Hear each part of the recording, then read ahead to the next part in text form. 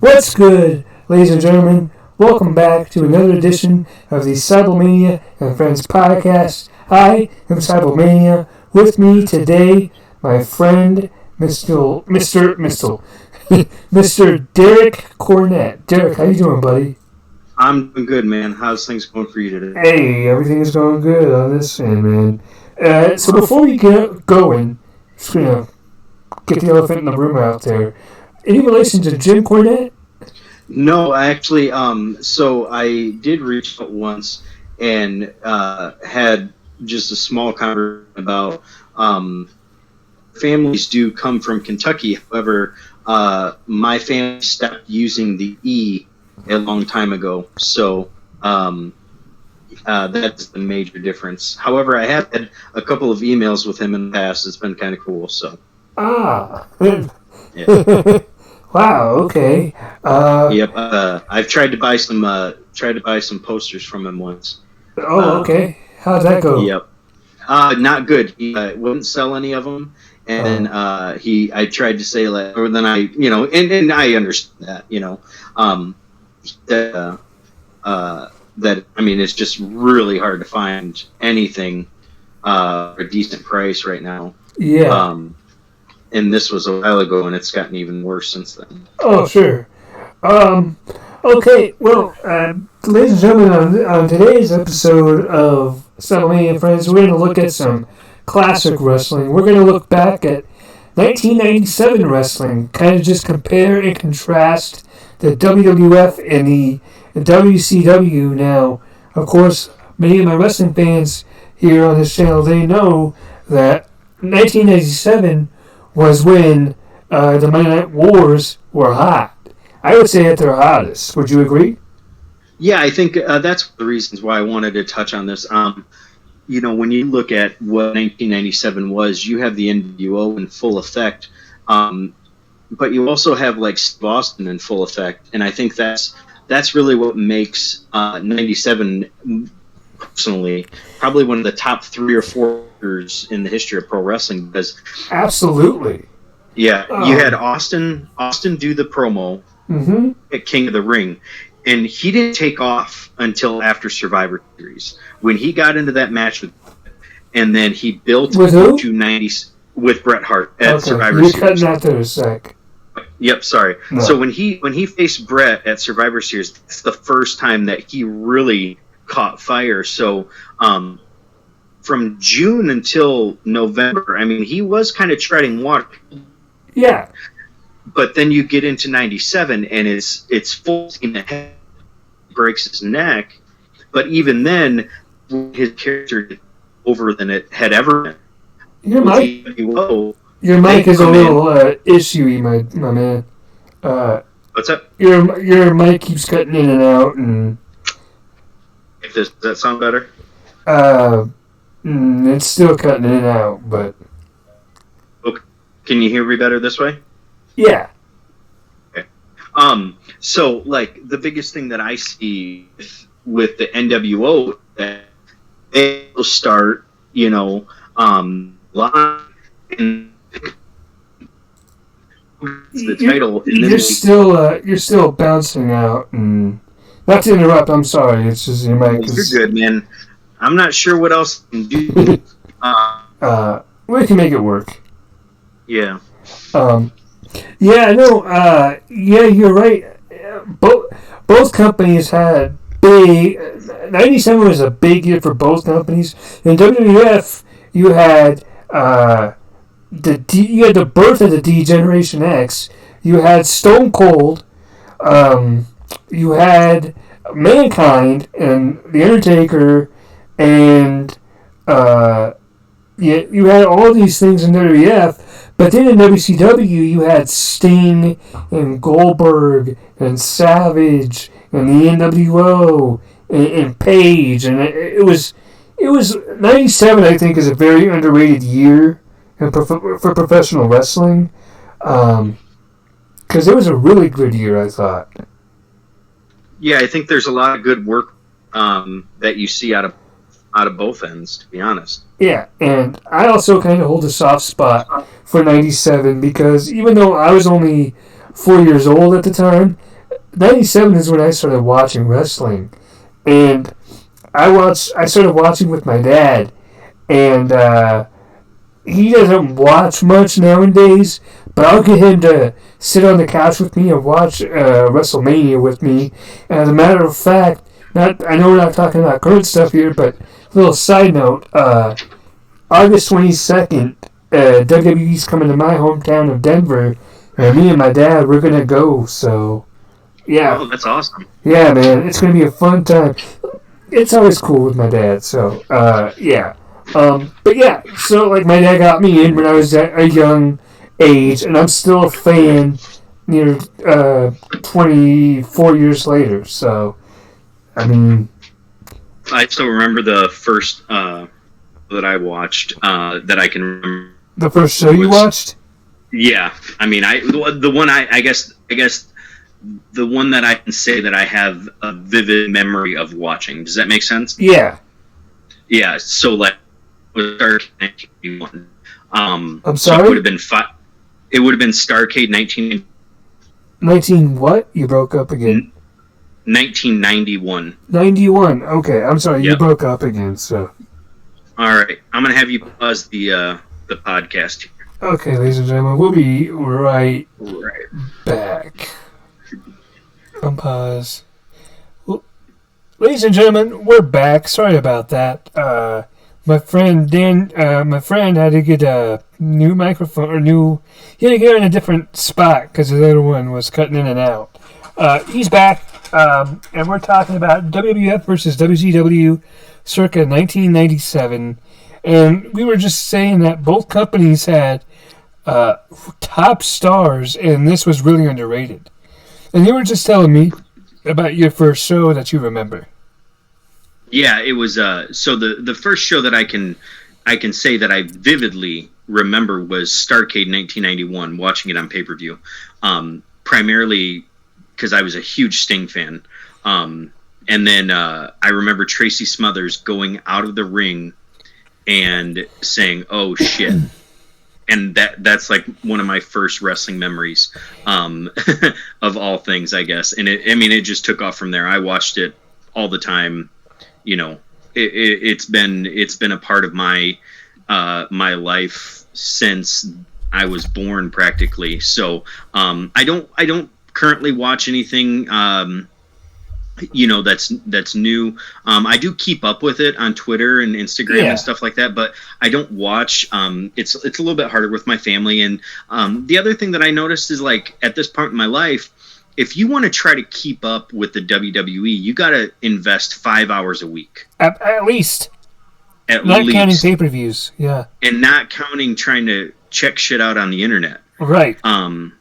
If you want to follow all the major wrestling, then you're trying to follow AEW on top of that. So now you've committed 3 nights a week to try and keep up with this hobby. And honestly, with 2 kids, it's not realistic. So that's why Twitter kind of helps me make the most of whatever my fandom is of current day. But I mean, I couldn't tell you 20 current stars, you know what I mean? It's just not. Yeah. See, for me, I'm the exact opposite. I'm that guy that will devote all his time to wrestling. Yeah. I'm that guy that will watch all 3 hours of Raw. I am that guy that will watch NXT on Tuesday nights. I am that guy that will watch AEW on Wednesdays. I was going to say that. I will watch that. But the truth of the matter is, when it comes to AEW, I'm not hating AEW when I say this. I don't watch all 2 hours of AEW on TNT. What I do is I will catch clips of things that I want to watch on YouTube. Yeah. That's what I do. I remember when Hulu was doing like the hour-long Raw. And I almost wish I could find that again. Yeah. You're not going to find that now because exactly. Hulu has no Well, Hulu has main event, but that's it for WWE. Yeah. If you want to watch Raw, go to Peacock and get Yep. the network. I did that, by the way, because again, I'm that guy that'll do that. I do watch. I do watch clips of AEW on YouTube, and I do watch clips of Impact on YouTube.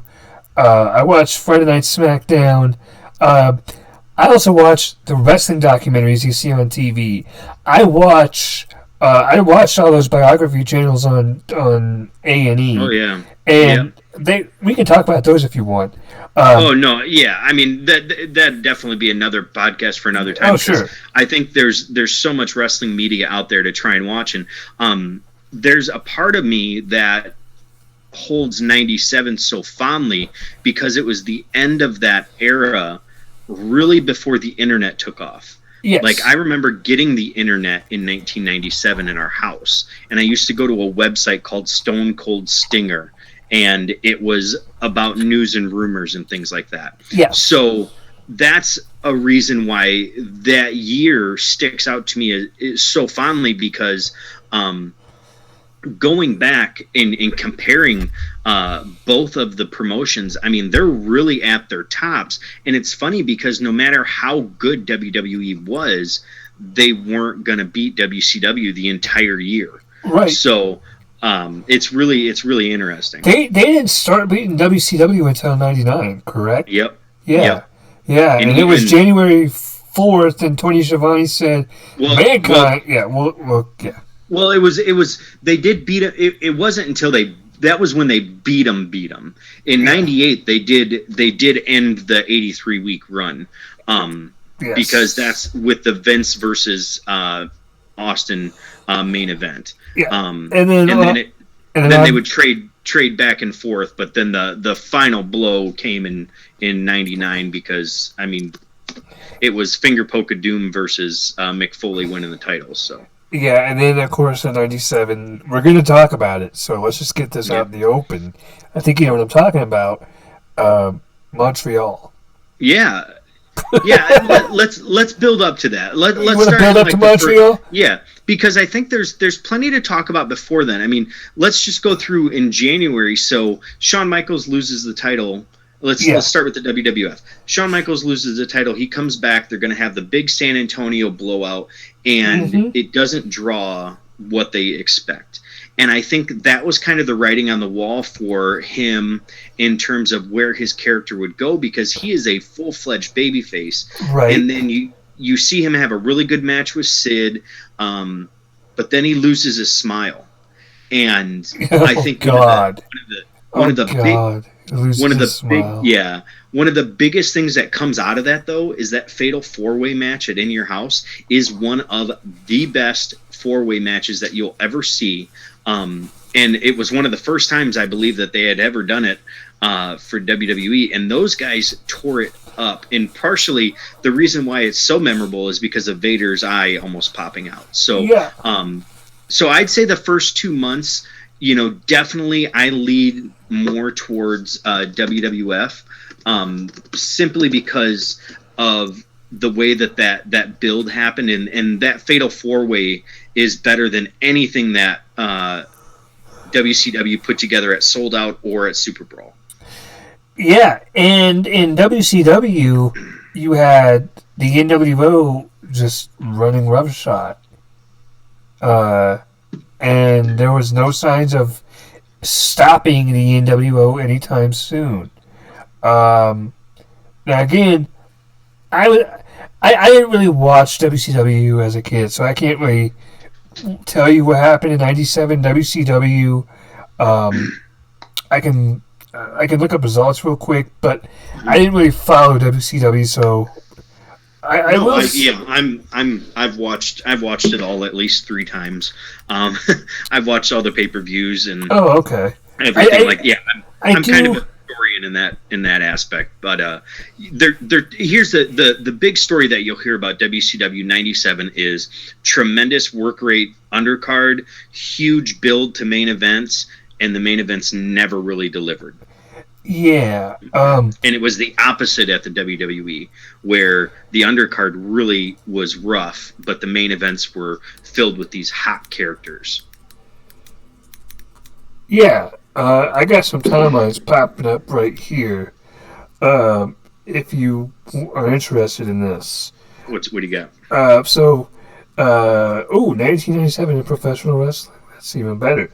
Um, this is Wikipedia. Should we use this source? Yeah, I like Wicca. I mean, Okay. See, I pretty didn't know much if if you throw something at me, and I don't think it's right, I'll let you know. Okay. Well, this is just like events and stuff. But so in January, some notable shows from WWF was the Royal Rumble. The Royal Rumble. Shawn Michaels with Jose Lothario defeated Psycho Sid in a singles match for the WWF Championship. And that's also the one where Stone Cold won the Royal Rumble after being getting eliminated. Yep, I remember that. WCW, their big show for January was January 25th, which was sold out. Which Hogan fought the Giant to a no con to. I'm sorry, I said that so slowly. Hogan fought the Giant in a no contest, to a no contest rather, for the world title. Yep, that's also notable because of the ladder match with X-Pac or Six and Eddie Guerrero. I remember watching that. That was fantastic. And I don't know if you want to talk about ECW, but ECW. Well, yeah, I'd say EC. So I will say that 97 ECW is not my wheelhouse. I can talk to you about 98, but 97 is just out of my realm. That's something that I'd have to do a little bit more research on. But according to Wikipedia, ECW had two shows in January, and they were House Party, in which Pitbull defeated Shane Douglas by countout in a singles match. That was the main event. Yep. Oh my god. They had a huge feud because of the broken neck angle. Oh, okay, then that makes sense. And then their second big show was Winter Blowout, where the Sandman and Tommy Dreamer defeated Raven and Stevie Richards in a tag match.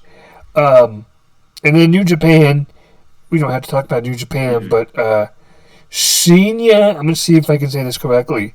Shinya Hashimoto defeated Riki Choshu in a singles match for the IWGP Heavyweight title. Yep. I don't really follow New Japan, so. It's interesting because it's actually All Japan in '97 that really had the high work rate with. You had the pillars of Kawada and Kobashi and Mizawa, and that was kind of their peak. Those years from 95 to 97. So, when we think about the world of wrestling in 97, we can go a lot of different routes. I think, looking at WCW and WWF, that's kind of where I would say a lot of people spend their time. And I think ECW is starting to build up. So it's kind of interesting to compare those. But let's get to February. Is there anything else you wanted to cover from January? No, that's really, you're talking about the January, Michaels wins the WWF title. Right. You go into February, and it's early February. I want to say it's the 13th or the 14th, and he loses his smile, and it really throws things for a loop. But out of it, you get Bret Hart winning the WWF title. Do you know what I equate Michaels losing his smile to? What's that? I don't want to do it anymore. I'm done. It's too hard. It's hard work. I can't do it. Well, I think a lot of that has to do with a couple of different things. Number one, I don't think he wanted to do the honors for Bret and lose the title back to him. Number two, I also don't think that he felt very good after the San Antonio show did not draw what it was supposed to. For all intents and purposes, it was a flop. And so for him to have those two big things looming, and let's also be honest, he was into drugs and partying and shit that on top of it. So, but I look at it like this: we can't change anything about it. I did the Low Blow Booking podcast where we'd go back and rebook it and things like that. Yeah. But with this, I think so much good stuff came out of it that it's like a wash. Mm-hmm. You get Undertaker with a decent WWF title run. You get Steve Austin and Bret Hart with one of the greatest WrestleMania matches of all time. Oh my God, that was like the best WrestleMania match. And then in reality, Shawn going away, coming back, going away, coming back is the precipice for Degeneration X and how that came to be. So it's all silver lining. In my opinion. Well, you say that him, losing his smile was the precipice for DX. I would say that the Click was a precipice for that. Yeah, I'd say to an extent, but it's also because when his buddies left and he only had Hunter left, they also saw how good the NWO was doing, so they had to do something similar. And they were able. I've been watching the Legends of Wrestling shows that they've been doing, or that they did a couple years ago, and one of the things Kevin Nash even said, it was like they were doing things as the NWO, and then DX would do it and take it a step further because they could do it, and WCW couldn't get away with it. So it is a carbon copy for some purposes, but they were just able to take it a step further, which is why they had so much success with it. So, February 1997. I'm just going to list all the big events that are listed here. February 1st, ECW has a big show, Crossing the Line Again, from Philadelphia, Pennsylvania. The main event of that match was the Pitbulls and Tommy Dreamer defeating the Triple Threat, Brian Lee, Chris Candido, and Shane Douglas with Francine in a 6-man tag match. I got nothing on that one. I wonder if that was the one where Brian Lee chokeslammed Tommy Dreamer through all those tables. I cannot remember. Like I said, I really can't remember. I don't. You're gonna go through and talk about like AAA and shit like that. I've never watched Lucha Libre. It's nothing against it. I'm. For what we're talking about tonight, if we just stick with the two big ones, that's cool. I think I've got plenty of stuff to talk about. So okay, well in that case, I'm just going to skip the rest of it. AAA, ECW, February 23rd. Hey, my birthday. WCW has Super Brawl 8. I want to say 7. Thank you. I never get those Roman numerals. Super Brawl 7. Hollywood Hogan defeated Roddy Piper for the World Championship. Piper should have had a run with the world title. Yes and no, because he had beaten Hogan. He shows up at Halloween Havoc. He beats Hogan at Starrcade, and then Hogan beats him here. And these are the famous promos from Alcatraz. If anybody remembers that, they were definitely over the top, definitely crazy. But this was Piper getting ready to take on Hogan in San Francisco. So I don't know. I'm kind of a closet Roddy Piper non-fan, to be honest with you. Yeah. He just doesn't do it for me, and I know people that love him and that he's the best thing ever. But for me. I don't think he is the best thing ever. I think there were better than him, but he was really good. Mm-hmm. Okay, so March 19th. Now March is interesting. So we've got we've got Uncensored and we've got WrestleMania 13. WrestleMania 13, you've got the big one with Taker and Sid on top. You've got the Austin and Bret Hart match that is 5 stars, one of the greatest WrestleMania matches of all time. I also loved that Chicago street fight. I thought that was such a fun match. The Road Warriors and Ahmad versus the Nation of Domination. I thought that was so fun. But there's not much else on that show that's great. Yeah. Before we go any further, I did want to talk about one thing. I know we said we were not going to talk about 97 ECW.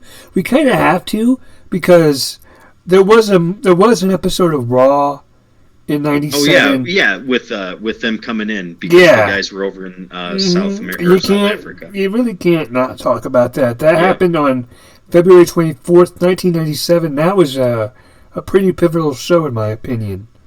Yeah, I think it opened up the eyes to a lot of people, and about who these guys were, and that was my first opening for them, because I remember my dad had a satellite dish, and if you wanted to stay up at 2:00 in the morning, you could catch ECW wrestling. Yeah, and I would try to watch it like 2 or 3 times, and I would always fall asleep. I'll be honest, the first ECW event that I remember seeing was in 1998, and that was Heatwave, and that was it. That's the first time I remember really catching ECW, and then I was pretty hooked there for a while, but that's a whole different. I got really big into the death matches. I have the results for this Raw if you want to talk about them real quick. Yeah. Okay, so in match number 1, the Godwins. Hang on, it was the Godwins versus the Blackjacks, and the Blackjacks won. Yep, that's Wyndham and Rotunda? Bradshaw. Oh. Bradshaw, that's right. Yep. Okay. Little Guido versus Stevie Richards. Yeah. And Richards is going to end up in WCW by the end of the year, so that's kind of a fun little thing that he wrestled for all 3. Yeah. I'm trying to find where it says the winner. Where's the... What? Okay, so I'm going to read what it says here. I can't find the result. I'm just going to read what it... This is from KBWrestlingReviews.com, so I don't know what the result is here, but... I always go to the History of WWE. They've got the best. HistoryofWWE.com? Yep. Let's try that.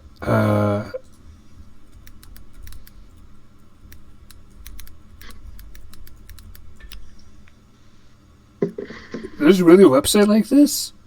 Oh, dude. Oh, okay. See, I'm here, and it doesn't. It's just saying buy this domain. Here, just a second. Yeah, shoot me a link. I'm going to. So, those of you that don't know about the history of WWE, it's Graham Cawthon has a lot of results here from pretty much every year of the WWE. Jim Crockett Promotions, WCW, ROH, TNA, everything. I said history of WWE, not the... Yeah. Okay. You go to 97, and then you'll be able to find it there. Okay.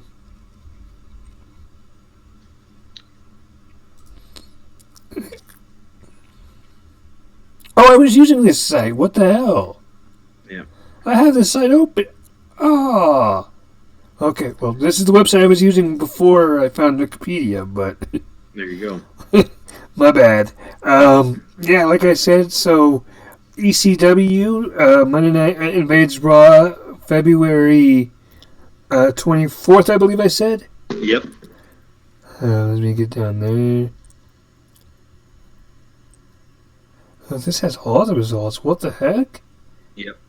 This is good. So you got Stevie Richards. He pinned Little Guido.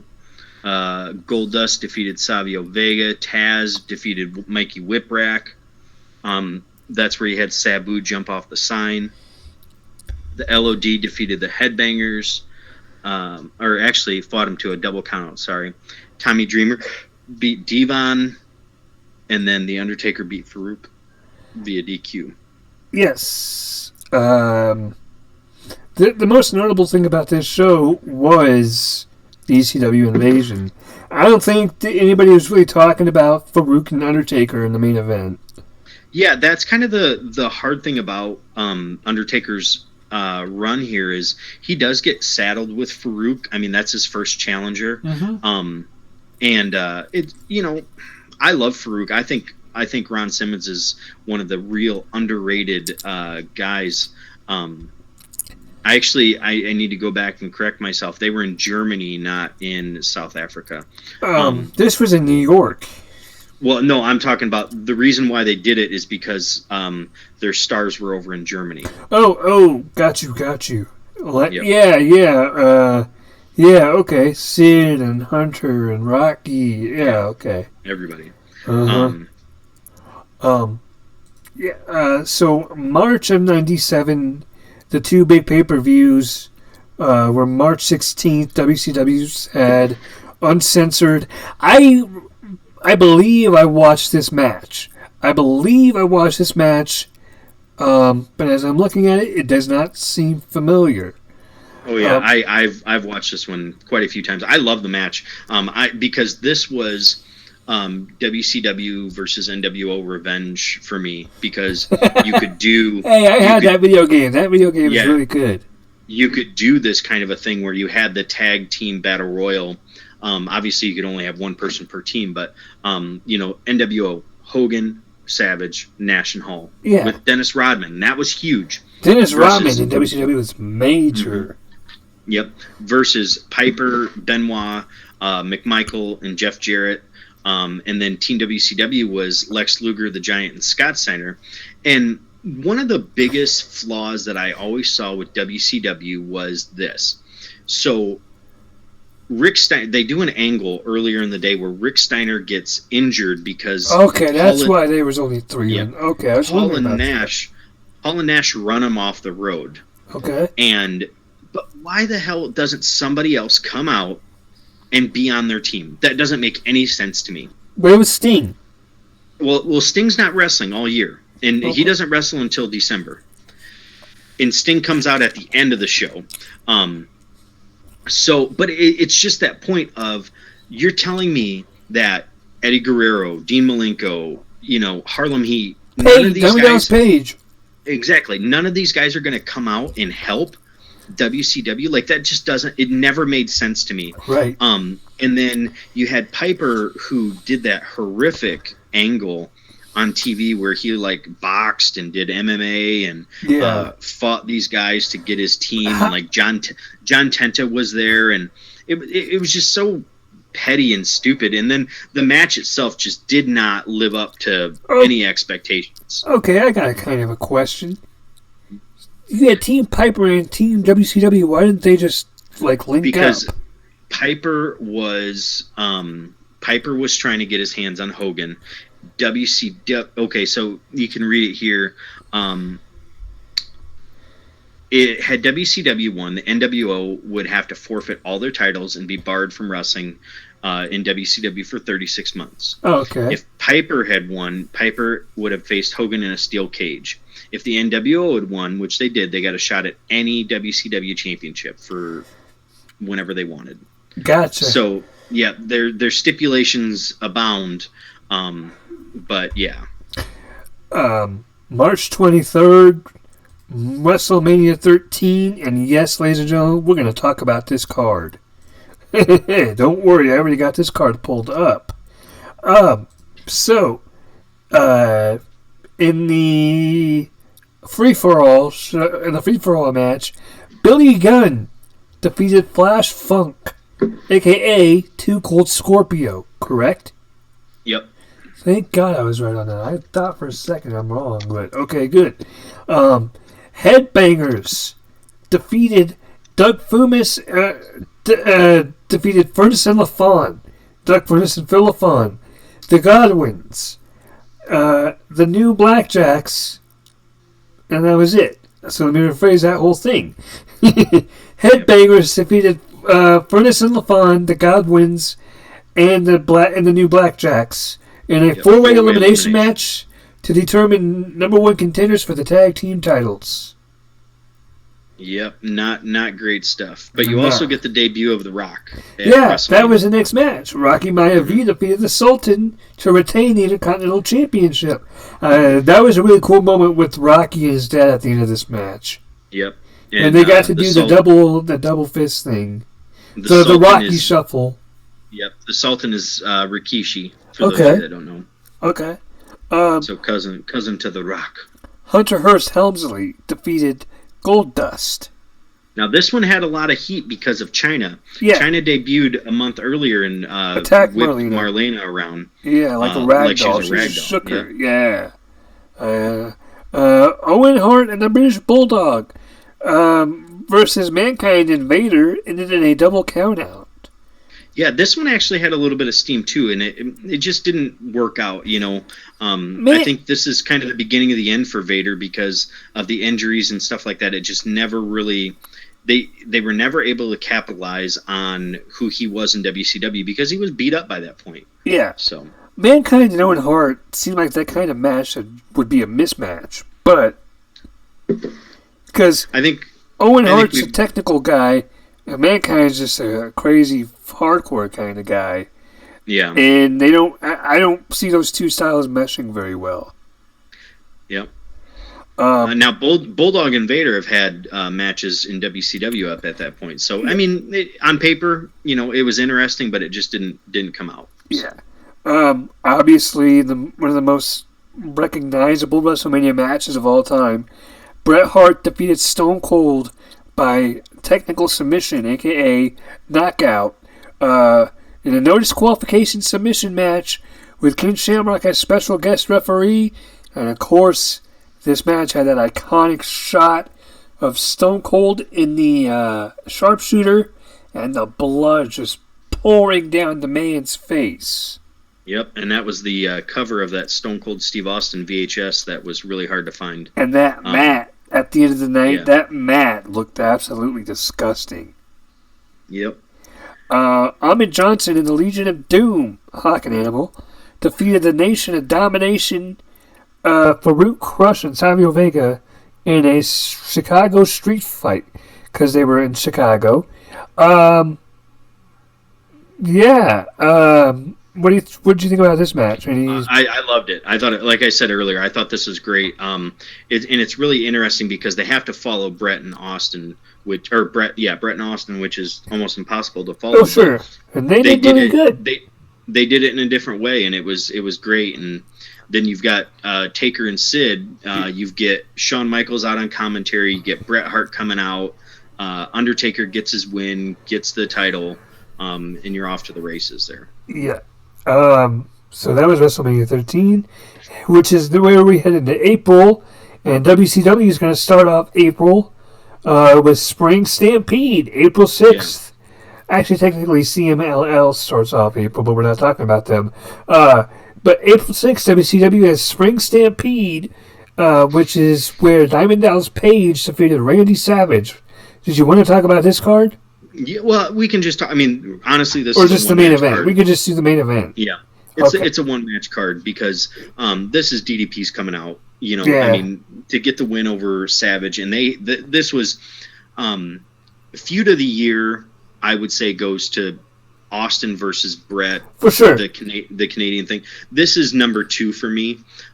Because of what it did for DDP. I mean, it put him into the stratosphere of guys that should have been taken seriously from this moment on. I had a VHS tape of a Diamond Dallas Page WCW documentary, and this match, and this feud, this rivalry with Savage, was heavily featured on it. Yep.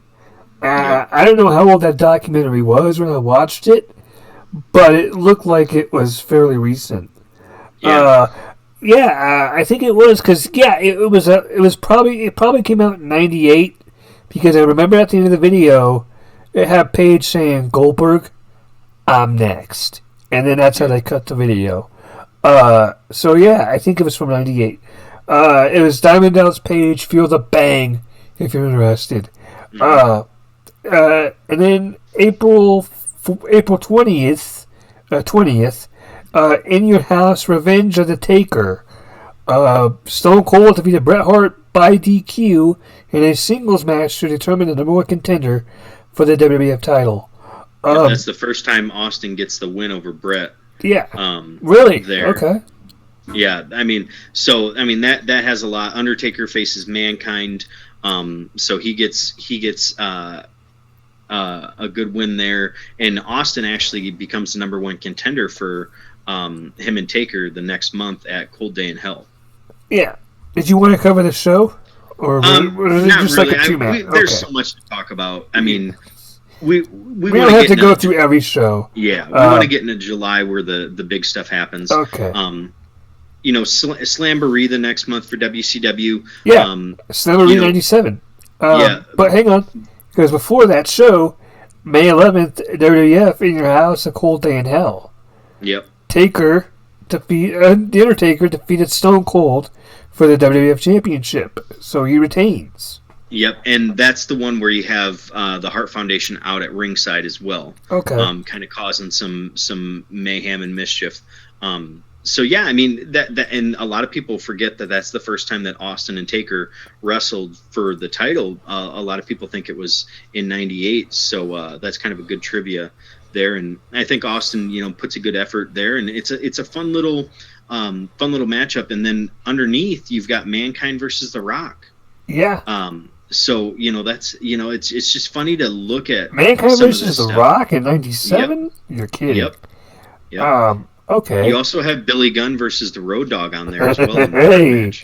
And then WCW Slamboree, Ric Flair, Roddy Piper. By the way, this date is May 18th for Slamboree. Yep. Flair, Piper, and Kevin Green defeated the NWO. Oh boy. Oh man, I'm telling you what, this is a good match. Yeah? Kevin Green comes out. Yeah, I watched it recently. Kevin Green comes out like a house of fire. I mean, he's ready to rock. He was a and roll. football player, was he not? Yep. All Pro, Hall of Famer. Okay. Yeah, he's one of the top guys to ever play the game from the linebacker position, and he came out ready to go. It was really fun to watch that. He had a lot of intensity, and so it again. I don't really follow football, but that's pretty impressive. Okay. Yep. And then in June, here we go with June, WWF 1997 King of the Ring takes place. Try this again.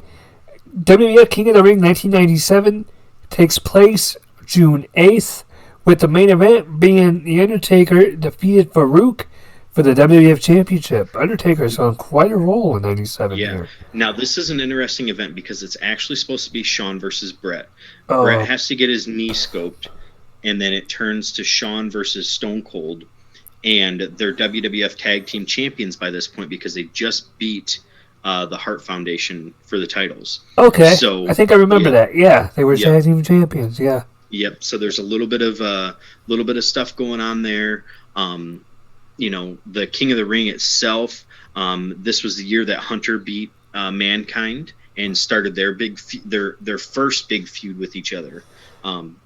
So yeah, I mean, again, you got some good stuff going on the WWF. On the WCW side, though, the only thing you got really is the NWO, and then you've got this really great feud that's happening beside it with DDP and Randy Savage. This is their second match. Which is funny to mention because June 15th, WCW Great American Bash, Randy Savage defeated Diamond Dallas Page in a Falls Count Anywhere match. Yep. So and this was a great one. Did you want to cover this show? No, I mean, okay. I can only. I mean, there's not much to talk about, to be honest.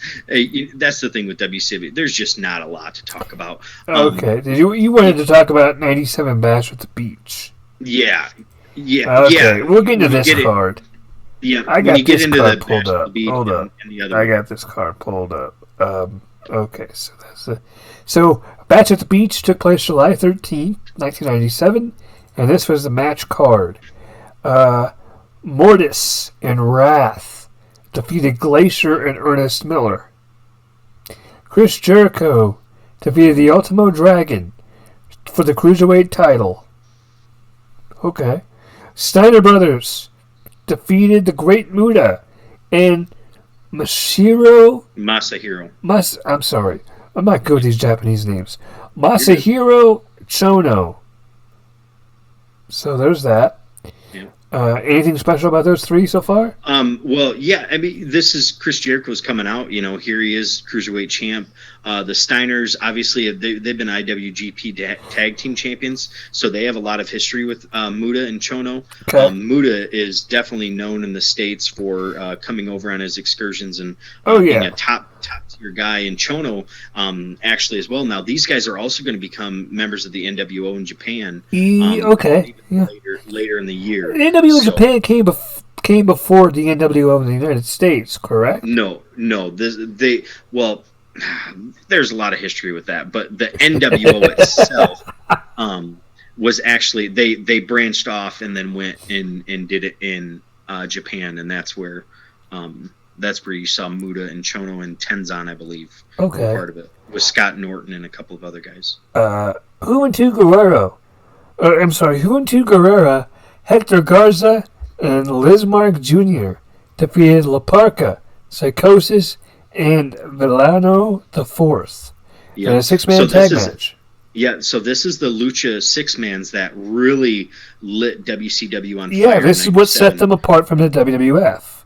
Yeah, and the big thing with the Lucha 6-man is that when somebody goes out of the ring, a new guy can come in without a tag. Yeah, that's Lucha rules or whatever. Yep. So this is pretty big stuff here. I mean, this is where you get that undercard that's got some pretty decent work rate to it, and this is definitely a good showcase of that. Yeah. Chris Benoit defeated the Taskmaster in a retirement match. Yep. So this is Benoit and Kevin Sullivan. Yep. This is the match that started a year ago at Great American Bash that they had the Falls Count Anywhere. That was incredible. I'm a Chris Benoit fan. I know that obviously what he did was terrible, and we don't have to talk about that. Yeah, and I can put it all aside to know that. I mean, he was always one of my favorite wrestlers. He's one of the goats to ever step in the ring. Yeah. And let's just leave it at that. And this match is really a period on the end of that feud that then allows him to go on and do different things in WCW, which he was definitely due for. And also, this is Jacqueline was in the corner of the Taskmaster. Mm-hmm. So, hey, Jeff Jarrett defeated Steve McMichael for the WCW United States Championship. Yep, so Jarrett had been flirting around with the Horsemen and going back and forth, and he's got the U.S. title. Jarrett just, I like Jeff Jarrett more now than I ever have, but it just didn't work. Because of everything else. He was just kind of there in the ring. He was never anything special. And by the way, shout out to Jeff Jarrett's new podcast, My World. Everybody should go check it out. It's a pretty good show. My favorite episode was the one where he talked about Owen Hart. Very powerful episode. Scott Hall and Randy Savage, with Miss Elizabeth, defeated Diamond Dallas Page and Kurt Hennig. That's a unique team, Page and Hennig. Yeah, so now you've got Kurt Hennig coming into the fold because he's going to start flirting with the Horsemen. You're going to get that big My Spot. Is this that? That's when the UWO made fun of him, right? Yep. Oh, okay. With Arn Anderson. So beers on ass. Sorry. Yep. So it's going to be kind of an interesting thing to watch where we see Kurt Hennig end up after Fall Brawl. Yeah. Roddy Piper defeated Ric Flair by technical submission, aka knockout. How did we get there? I think so you've seen these guys, they teamed up with Kevin Green, and then last month they were a tag team, and they just started imploding. I think a lot of this had to do with what else can you do with Roddy Piper? He's already had his stuff with Hogan. And then Flair, this is a time where he's having a lot of issues with WCW and also with himself because he's going to go away for a while and get that surgery on his face. And it's just an interesting time for those guys because I think that you look around and everybody knows Ric Flair is a big Roddy Piper mark and vice versa. So this is all they had left was each other. Yeah. By the way, I apologize if I'm asking so many questions. 97, as I said, was when I started watching wrestling, but I was only 4 years old, so there's not much of 97 I know. There are things I remember through VHS and video and stuff, but I don't remember every single thing that happened. So I apologize. And I know as a podcast host, it's my job to know these things, but... Oh, that's why you got somebody like me with you. Yeah. And in the main event, Lex Luger and the Giant defeated Hollywood Hogan and Dennis Rodman. Yep. So this is Rodman coming in. Yeah. This was. I always thought that his match with Karl Malone was his debut match, but I guess it was this one. This is actually. I mean, Rodman was with Hogan at Bash at the Beach '95. Oh, okay. When he was. I mean his in-ring debut, not his. Yeah, so this would be his first in-ring match. That's what I meant. Yeah. Yeah. Because I know he was with Hogan before this. Yeah. Yep. So, Luger and the Giant defeat him. Luger had won to be the number one contender. They're going to do one of those switcheroos next month where Luger wins the title on Monday and loses it over the weekend. And, it was kind of a tough thing because Luger gained some... When in 96, at World War III, Luger became a megastar when he racked the Giant and almost eliminated all the NWO members. And then he was on fire from there, and he just could never get over the hump because of Hogan being who he was. And that was the storyline, is that the NWO had to be on top. So Luger kind of got the short end of the stick there. Then we go from WCW. Then we go from WCW Bash at the Beach to WWF SummerSlam, and of course we're going to cover this card. Nope, you're skipping one. Am I? You're skipping. Yep, you're skipping. According to Wikipedia, Canadian Stampede. Well, according to Wikipedia, it goes from July 13th Bash at the Beach WCW to August 3rd SummerSlam. That's because you missed July 6th. Well, I'm on Wikipedia. It doesn't show anything about July 6th. Oh, you are right. You are so right. I'm so sorry. Yep. That's my... This is the one that we're going to have to finish on for tonight, and we'll have to pick up another time for the rest of the year, because this is the culmination of the Hart Foundation versus Bret Hart versus Austin feud. Yes. In transitioning him over. So they go to the Calgary Stampede. They're having it at the Canadian Airlines Saddle Dome. 12,000 people. 6,000 of them are Harts. I like how you said that. 6,000 of them are Harts. Yeah. Yep. You've got Hunter and Mankind early on, carryover from King of the Ring. Sasuke versus Mikinochu. They actually thought Sasuke was going to be the man, but Taka ended up being the man for the light heavyweight division. And then you had Undertaker beat Vader. And, So. And then you get the main event. And the main event, this is probably one of the best put together 10-man tags that you'll ever see. Obviously, you got Brett, Pillman, Bulldog, Neidhart, and Owen versus Shamrock, Goldust, the LOD, and Stone Cold. Now, the interesting thing, if you go back a couple of weeks, it was actually going to be Austin, Shamrock, the Patriot, Sid, and Shawn Michaels, which would have made this match much different. Well, yeah, better star power-wise, but Goldust and the Legion of Doom are willing to give a little bit more at this point than those guys would have. Okay. So the match, again, this is a 5-star in my opinion. Oh, yeah.